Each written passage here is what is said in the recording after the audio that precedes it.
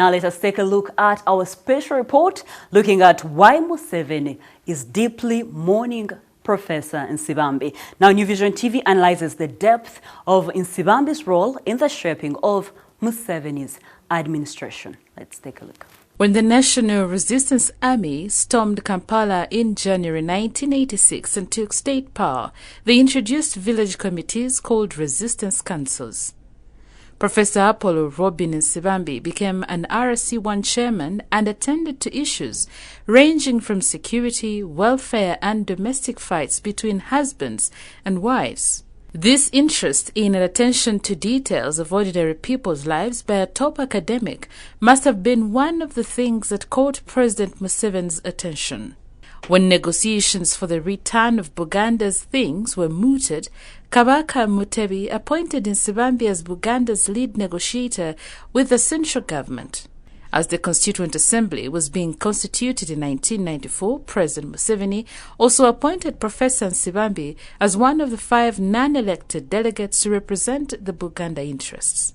In the Constituent Assembly, Nsibambi led the fight for a federal status for Buganda known as Federal.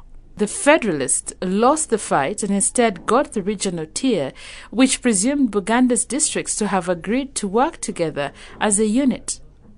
Mengo rejected this. Nsibambi chose to move on and resigned from Mengo, where he had been Constitutional Affairs Minister.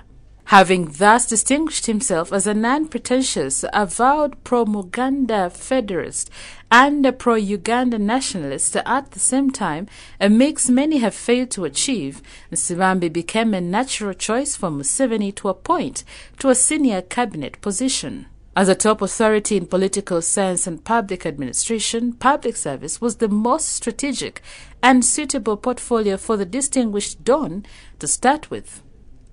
Constituting the post-constitution cabinet, Museveni named Nsibambi Minister for Public Service. Nsibambi had to implement the Members of Parliament's demand for higher pay, since it had been written in the law that they would be determining their own emoluments. Being a straight-talking man, Nsibambi dutifully implemented the MP's package while criticizing it at the same time. Later, Nsibambi took the education portfolio and finally wound up as Prime Minister. As Premier and leader of government business, he streamlined cabinet business, and long-serving ministers say his were the best-managed cabinet meetings, partly because all ministers respected him and regarded him as a knowledgeable teacher. Parliament Speaker Rebecca Kadaga missed Nsibambi's efficiency. At the height of her disappointment with ex-Prime Minister Mama Mbabazi's failure to present bills in time and follow up government business in the House, she advised him to seek the advice of his predecessor, retired Apollo Nsibambi, whom she praised for having been a very efficient leader of government business. Museveni kept Nsibambi as Prime Minister for 12 years and reluctantly let him retire due to ailing health. Nsibambi was also the first non-head of state chancellor of Makerere University.